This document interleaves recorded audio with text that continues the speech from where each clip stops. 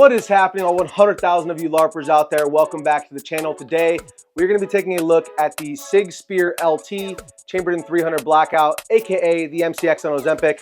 Let's get into it. All right, guys, welcome back to the channel. Thank you so much for stopping by. Before we talk about the sexy peanut butter sandwich that is the SIG Spear LT, this one chambered in 300 blackout, we do have to thank the biggest sponsor of the channel, and that is the Sugar Daddies over at brownells.com. If you guys want to support the channel, head on over to brownells.com using the link in the description below. You could use bro code RDB10 and it'll save you 10% off any qualifying orders of $150 or more. There are some exclusions. However, if the code doesn't work, as long as you use the link in the description below, I will still get credit for the sale. Sometimes they're running better sales than that 10%. So do you save your money, but also please use that link in the description to support the channel. Big shout out to everyone who goes over there and shows them some love. So before we can talk about the specs on this little pistol that you see right here, we do have to first talk about what is my relationship to SIG. So for full disclosure, this SIG Spear LT pistol was sent to me by Brownells. However, I did purchase my 11.5-5.56 version of the SIG Spear LT, which we have a previous review on the channel here. When I got that 11.5-5.56 pistol and I checked the barrel bolts here to see if they were in spec, because I had heard that was what was leading to the bendy barrel issue. And in fact, they were not from the factory, so I tightened them down. I made a YouTube short about it, and SIG reached out to me. They said it was an isolated incident, and they assured me that the issue would be corrected. However, when Brownells sent me this guy right here, I did the same thing. I checked the barrel bolts, and they were in fact loose. So I wish SIG would hold themselves to their own quality control standards and actually torque their stuff down to their own specs. However, again, I don't hate SIG. I'm not a SIG hater. Obviously, I like their products, and I have a lot of good things to say about this pistol, which we'll get into. However, I did have the same issue on this guy that I did on my 11.5-5.56.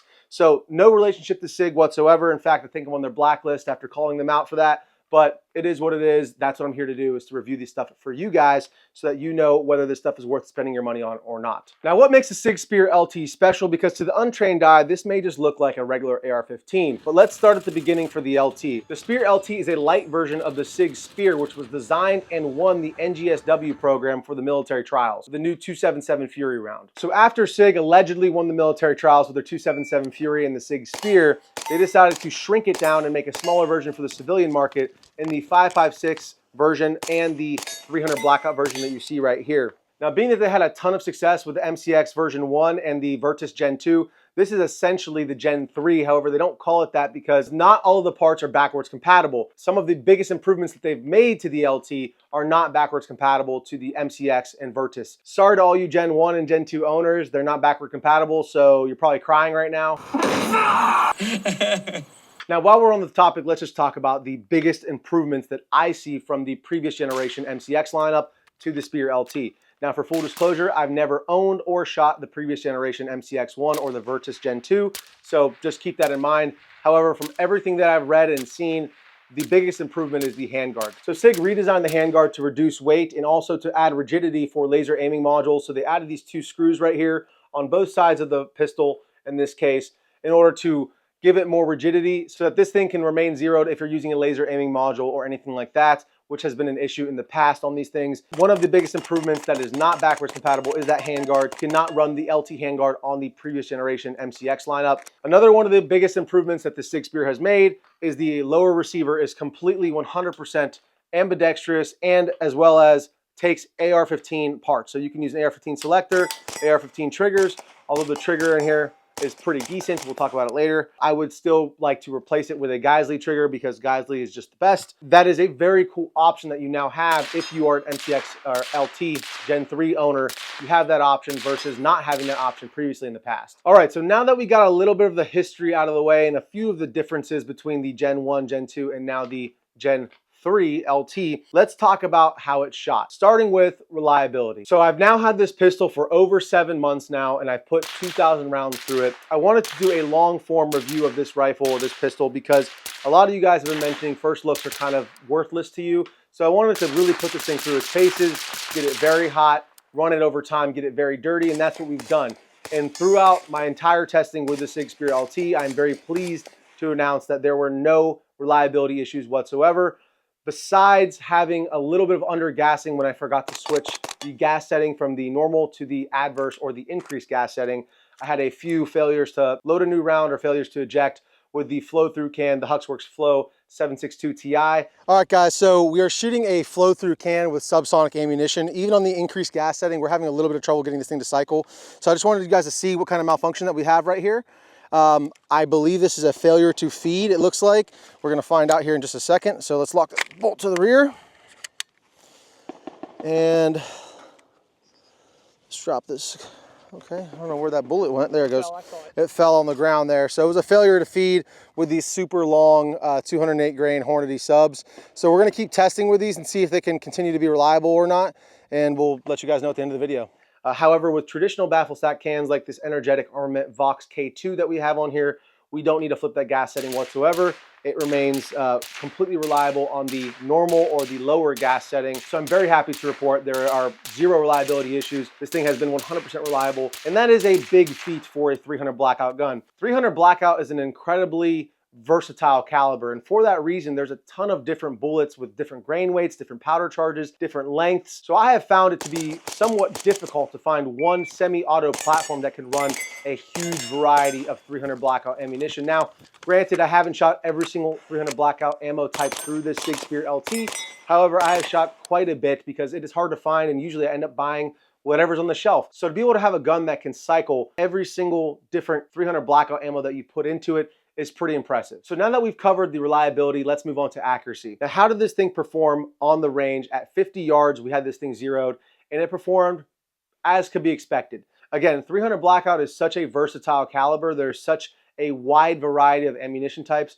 Granted, I did not group it with every single type of ammunition. However, from what I found in my experience with other semi-auto shorty 300 Blackout platforms, this is right on par.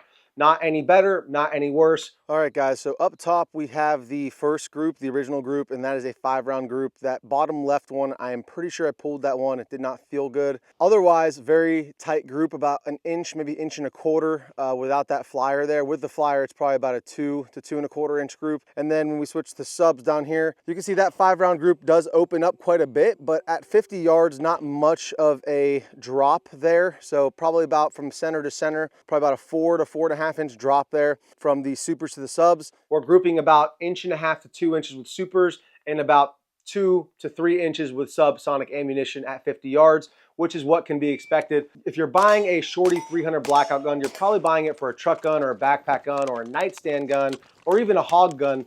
But whatever it is, you're not buying it for precision. And at least if you are considering buying this gun for precision, I would reconsider that decision. Now, with a 5X magnifier, we were able to reach out to 400 yards with this thing. Again, with supers, with subsonic ammo, the drop is just way too immense, out past 200 yards to get any kind of hits. Even at 200 yards with subs, we're holding about 4 to 5 feet above the target itself, sometimes even higher depending on the grain weight and the bullet charge. Hornady Black 208 grain AMAX bullets. Let's see how these things do. And it's not cycling. Let's bump this over to the increased gas setting. See if we can get this thing to cycle better. There we go.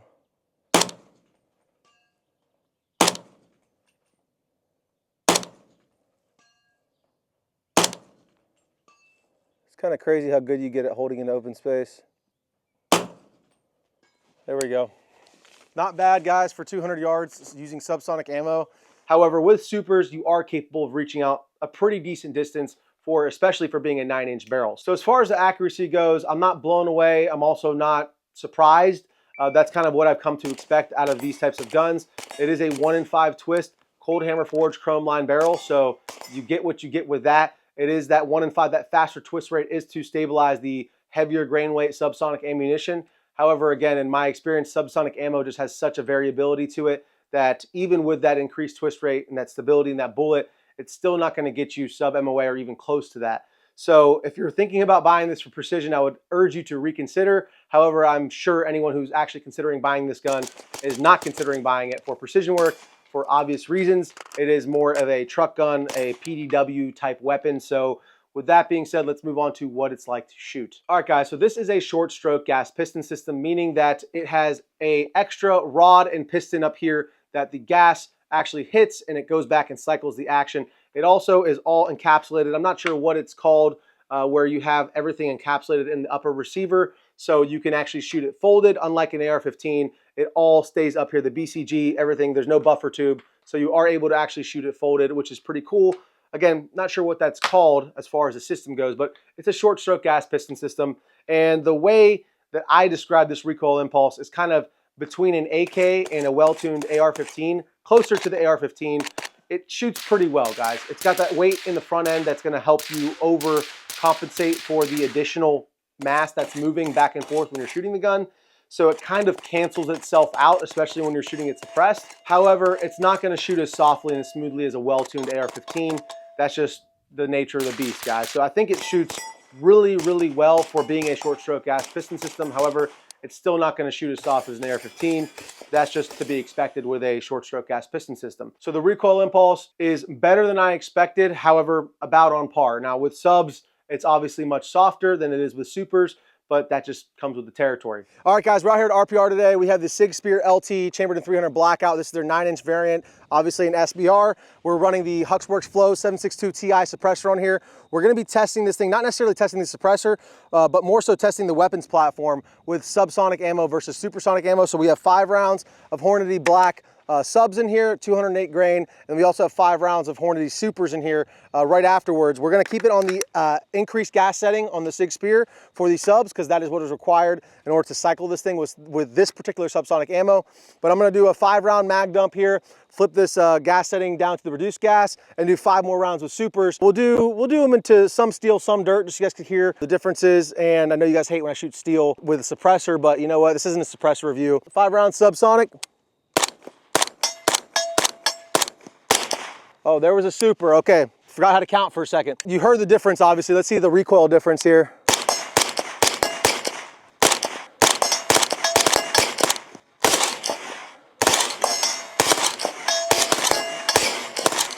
And the bolt lock back. So after I changed the gas setting, obviously got a lot softer shooting, a lot softer feeling, at least the felt recoil. Pretty big difference as far as sound goes. As far as recoil goes, once I bumped that gas setting down, not crazy difference between the subs and the supers. So overall, pretty impressed with the performance both on supersonic ammo and subsonic ammo. So now that we've talked about its reliability, its accuracy, and the recoil impulse and what it's like to shoot, let's go over the specs from blast end to ass end, and then at the end we'll wrap it up with my final thoughts and whether or not I would recommend this pistol or rifle to any of you guys who are considering a 300 blackout shorty for PDW, for nightstand, for hunting, for a truck gun, backpack gun, whatever it might be. So let's start up here at the front. Now, throughout this review, I've run multiple suppressors on this thing. 300 blackout is one of those calibers. Again, with its versatility, it is made to be suppressed. It is made for shorter platforms and suppressed use, right? So that is why I tested a bunch of different suppressors on here. Now, for full disclosure, we are running an Energetic Armament K2, Vox K2 on here, and I do work for Energetic Armament, so I want to get that out of the way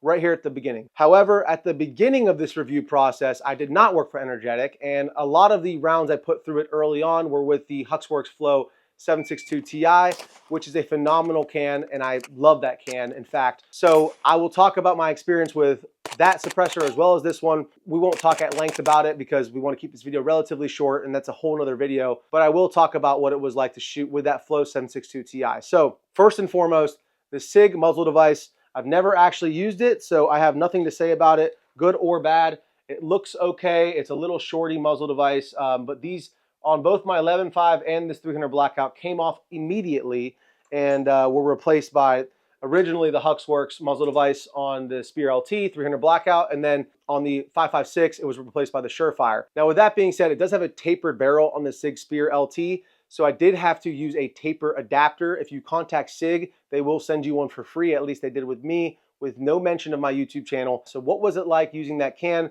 It was great. It's a titanium can. It's super lightweight. It is very low back pressure. In fact, it almost created issues with how low back pressure it was while shooting subsonic ammunition because there was so little back pressure. Even with the increased gas setting on the LT, it was still struggling to lock the bolt back on the last round with an empty mag. So that can's doing exactly what it's designed to do, but I didn't like that it almost didn't have enough ass on it, even with the increased gas setting to lock the bolt to the rear.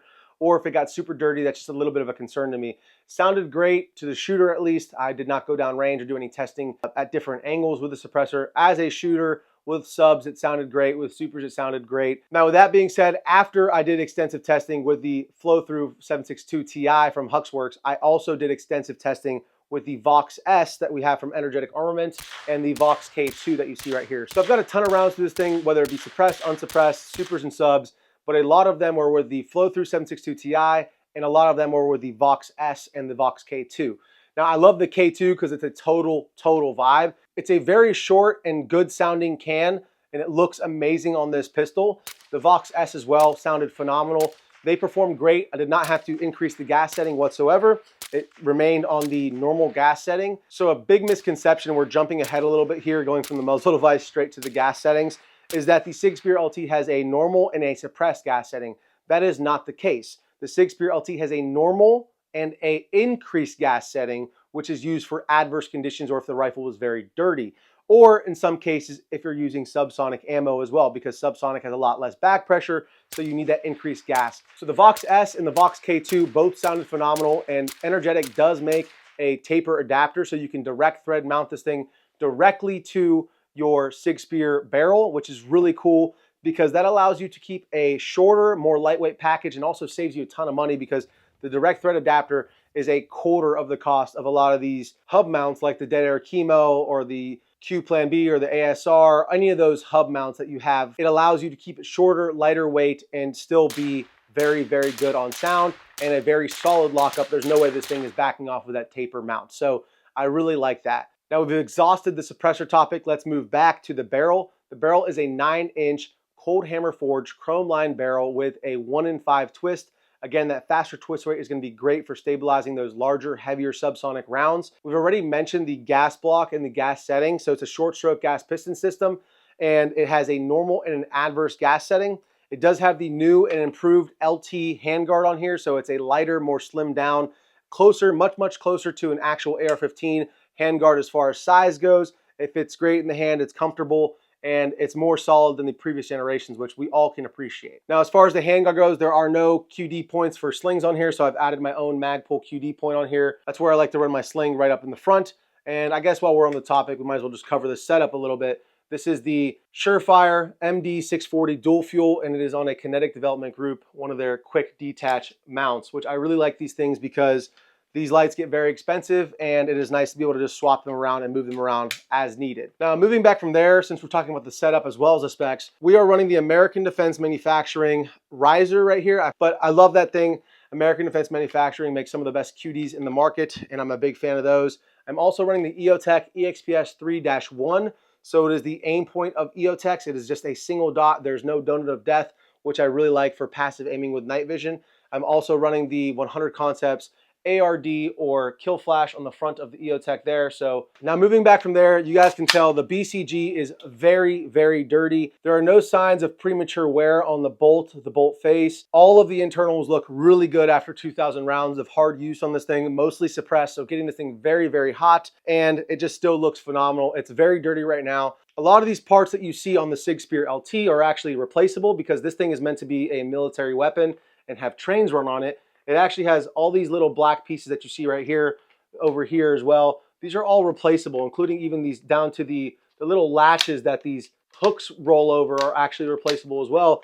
And that's because these things are designed to continue to take a beating year after year. And so I can really appreciate that they make this thing serviceable so that you can change out parts that you would normally not be able to change out on an AR-15, for instance, on the Sig Spear LT and keep this thing in operating form. Now moving down from the upper receiver to the lower, this thing is completely ambidextrous as we mentioned. So if you want to lock the bolt to the rear to clear malfunction, all you have to do is push this guy up, pull the charging handle back, and you can lock it to the rear. And the same way to release it, you just push it down and it releases the bolt forward. So it makes for great one-handed weapons clearing. If you have a double feed, you can keep your fire control hand on the gun the entire time and manipulate the bolt, which is very cool. Magazine release is very cool as well. It's larger, it's more extended, but it's in the same exact place as an AR-15, so it's very familiar, as well as the safety selector, ambidextrous, shorter on one side, a little bit longer on the other side, which we all can appreciate. And while we're on this side, it also has an ambidextrous magazine release, which is very cool.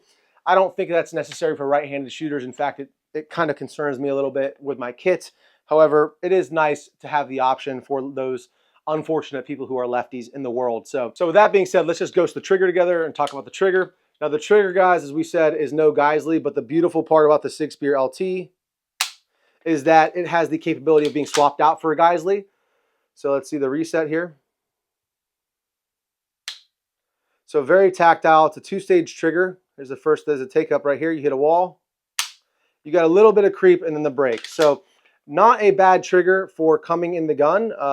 However, again, this should have just saved us the time for the price of this rifle and send us a Geisley with it. Before we move on too quick, one of my biggest complaints about this rifle and this pistol is actually the charging handle. It is extremely flimsy and it feels cheap. It feels like it's ready to break at any point in time. I'm not a fan of that, so that's honestly my biggest complaint. Again, they should have just included the Geisley one. But moving down from there, we do have some steel reinforced QD cups here on the back of the lower receiver, which is very cool. It also has a Picatinny rail section in the back for you to add whatever stock or brace that you would like. In this case, we are running the BRE, or the bufferless receiver extension from Samson Manufacturing. Big fan of those guys over there. For full disclosure, they did send me this. However, I do have a discount code. I make no money off that code. It is just to save you guys some money. So if you guys do like the Samson Manufacturing products like me, you can go over there and buy them using RDB10 and save 10% off. Another reason I love this thing is because out of all the folding 1913 stocks I've ever used, it's got the most absolute solid bomb-proof lockup, and it's got a little button here.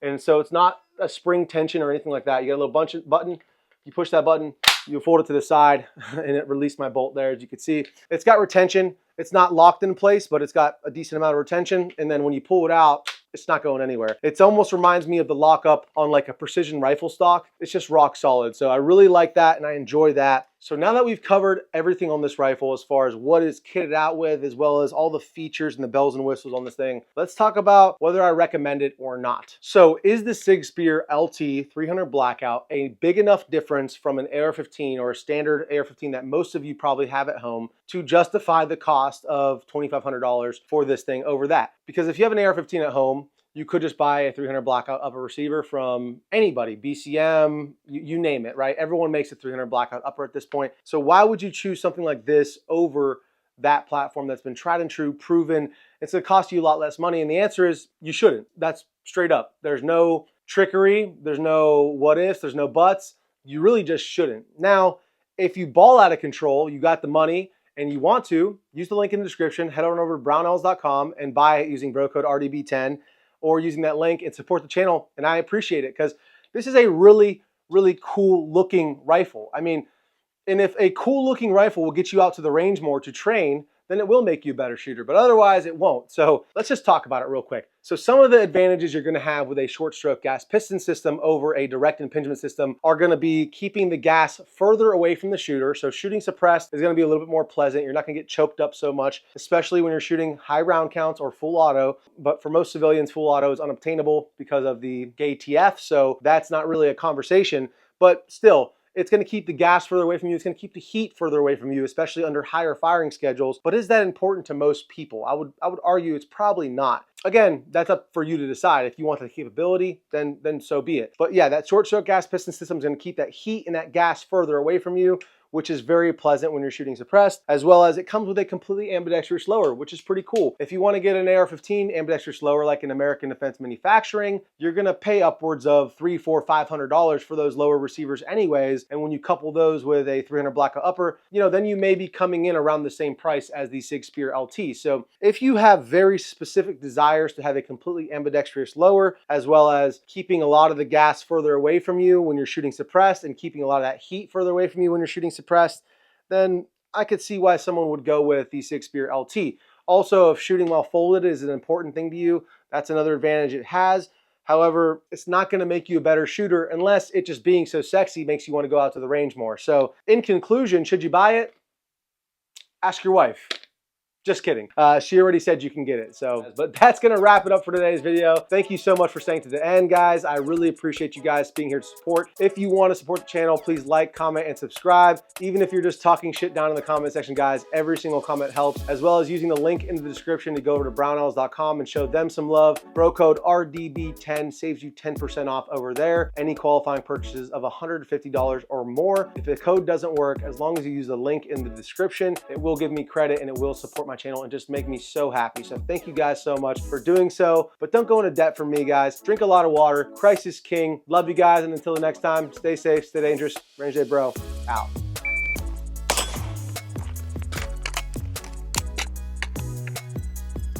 Got him.